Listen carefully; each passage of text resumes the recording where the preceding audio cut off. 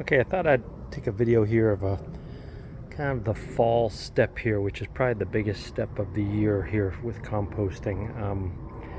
What I did was each year I put kind of the results of the season's compost to the left here for me to use all during the year. And I've got a little bit of that left over. You can see how developed that soil is, or that compost is.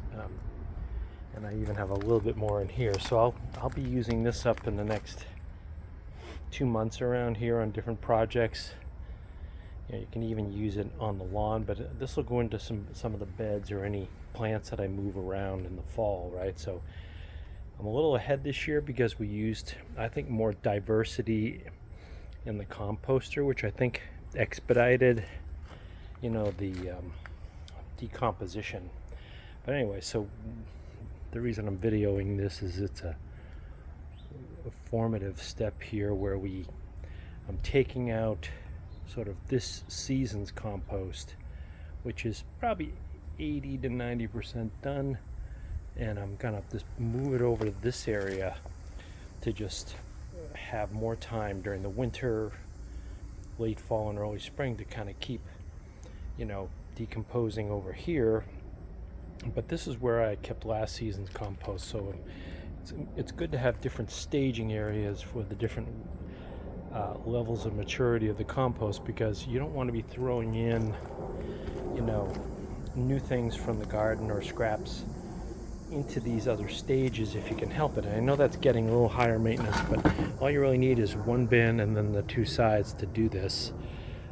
And just use logic. Like I was about to shovel this out of here because it's mostly mature, and so I decided, okay, let's just throw this past few days worth of scraps right there for now.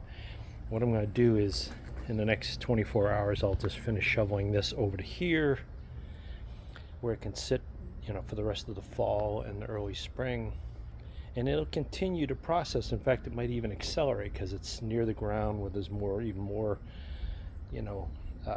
insects and microbes in there where it can decompose quickly.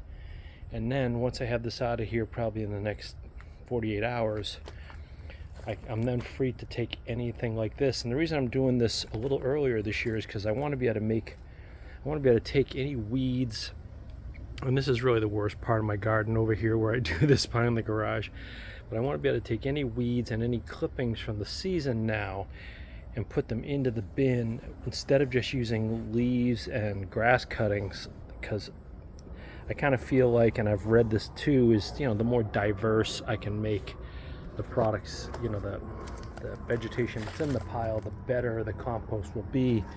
And I did kind of go by that this fall, and I did notice that it did decompose a lot more quickly instead of just having leaves and grass clippings in there. All season long I was trying to get, of course we always put the table vegetable scraps in here all season long, no meat products, but and I think that did help this year. I was also using a lot of coffee grounds in there that I was getting from my local Panera. They do give those away. You can get those, and those are a good source of nitrogen, and they hold water and everything. So anyway, but I wanted to kind of videotape this because it's sort of really a formative stage where I've got kind of like last year's compost, the incoming things that may go into the pile next, and then I've got this season's compost which I'm moving over to here. Thanks.